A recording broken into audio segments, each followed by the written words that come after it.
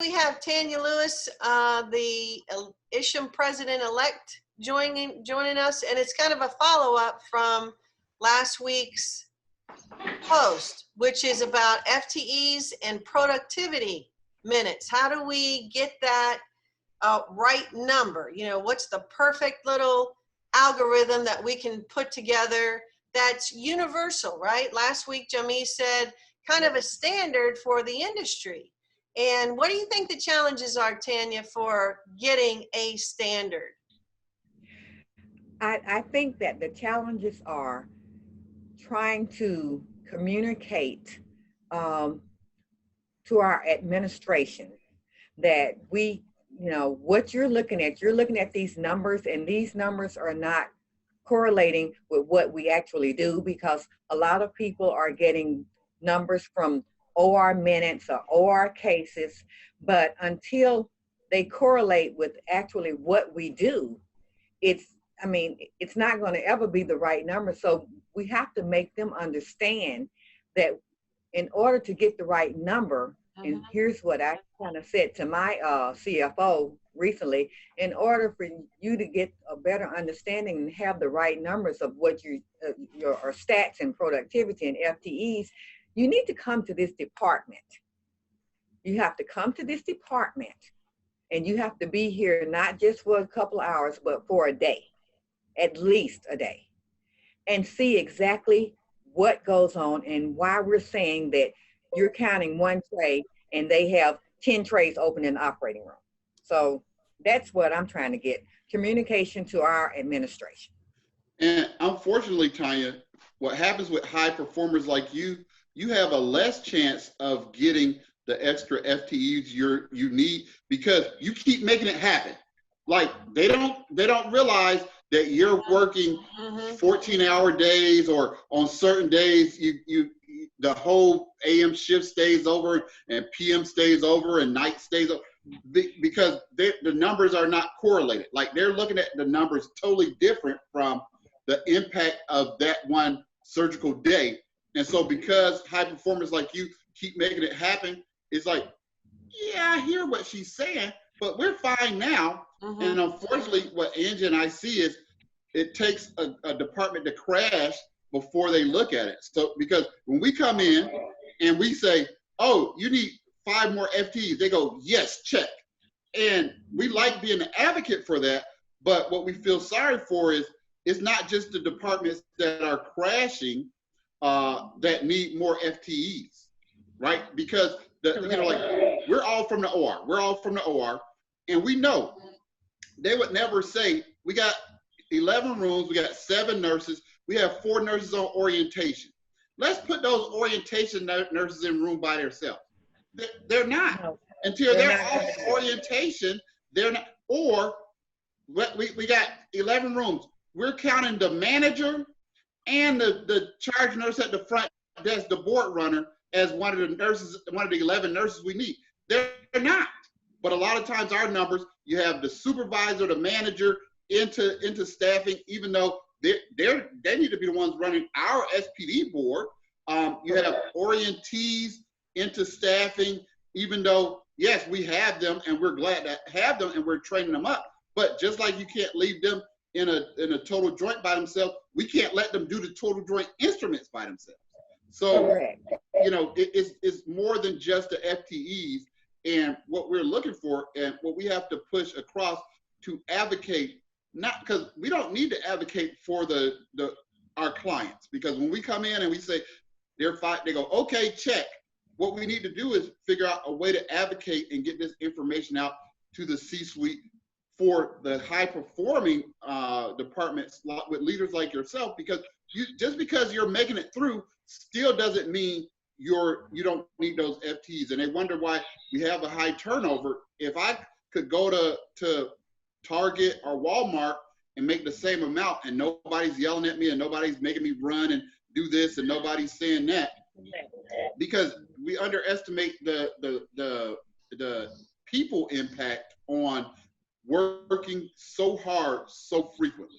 We're all going to have what I saw, Jamid and Tanya, what I saw this week on LinkedIn was all these technicians that are opting out of this profession and looking at Right. other roles.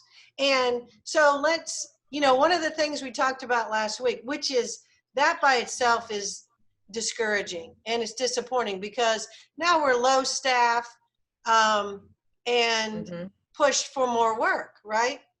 Correct. COVID or whatever the issues are. So even without COVID, we have that issue. Correct. But the Yes. thing we talked about a little bit last week was, let's say from your suggestion, Tanya, that the C-suite comes down, spends a day, they'll understand the short staff, not because of instrumentation alone, but because the techs leaving assembly, putting trays together to answer the phone, go deliver, do all these Mhm. things. People are coming in from the OR looking for this one thing that's going to make or break their case, and they are helping them. So there's no designated staff members for Correct. OR liaison, call centers, delivery. And so Instrument coordinator. instrument coordinator, that's Yeah, right. correct. Supervisors a lot of times are doing that. Or Supply and inventory. that's right. So if they came down, they would understand how much they're getting pulled away. And what we were trying to come up with is a standard FTE or productivity algorithm that defines those extra people and those extra positions incorporated in the FTEs and justified so that you can get the support from C-suite and decision makers. Mhm.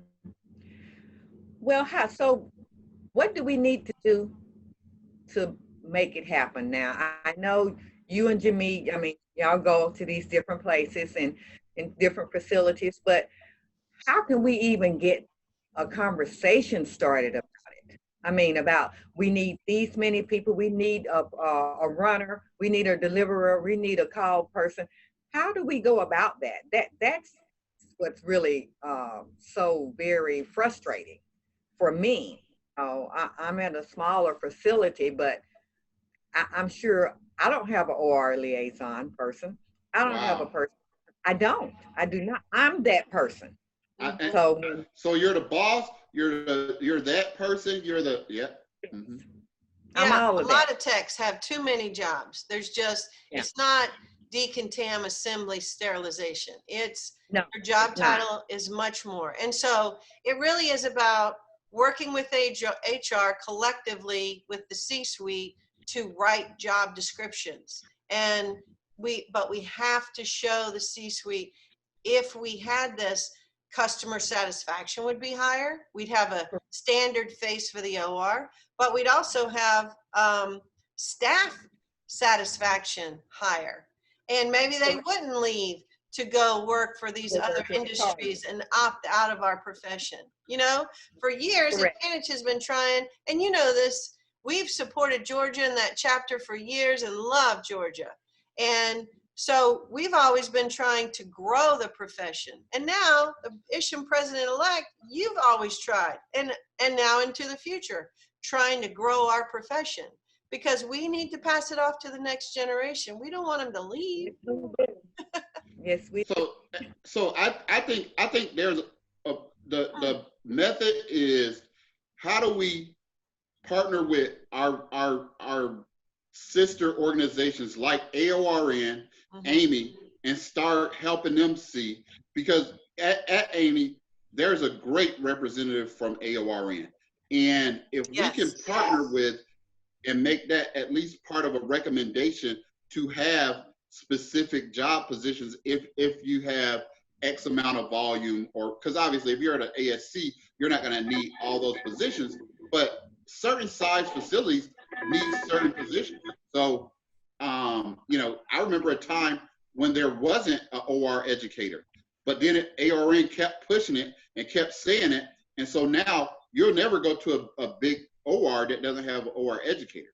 So That's right. it's similar in that way. How many places don't have an educator? How many places don't have an instrument coordinator, don't have an OR liaison?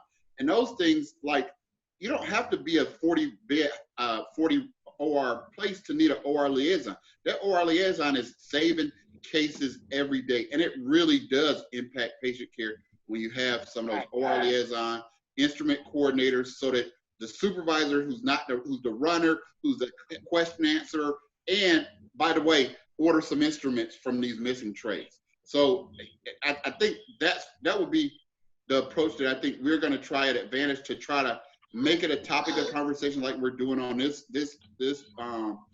talk now, so that if we can get AOR in to talk about this, get Amy to talk about this, then we can bring it to the C-suite as a recommendation. Right? To discuss. Right. Yeah, that might be a good way for Isham to get involved, because when we start talking about, everybody wants Isham to say something about pay, and my argument is, while there's opportunity for pay, that's not why people are leaving. That's not the main reason. The main reason is associated with the effects of being understaffed and not having specific people for specific What do you see the reason for people leaving, Tanya? Well, in the this area where I am, it is really kind of competitive with the pay, and the pay is really, the number one reason. But then here's the next reason. The next reason is the people that have been in this profession for so long. I mean, they are retiring at some point. That's right. It just gets to be too much. It gets to be too much for your body, and people don't understand that. It's really a hard job. It's a tough job, and you're doing a lot of lifting and pulling and pushing. And so, it just gets to be too much for your body. But the number one is it's going to be pay every time, and not having enough help. And so they're like, well, I can go somewhere else, and where they've got a OR liaison and they've got a runner, and I can go somewhere else where I'm just going to be doing a certain job. Like I'm going to be a ENT team leader. I'm going to be this team lead. I'm going to be a specialty person. Well, we don't have specialty people here at my facility. Everybody does everything. So, And I think that's most places. Everybody does everything.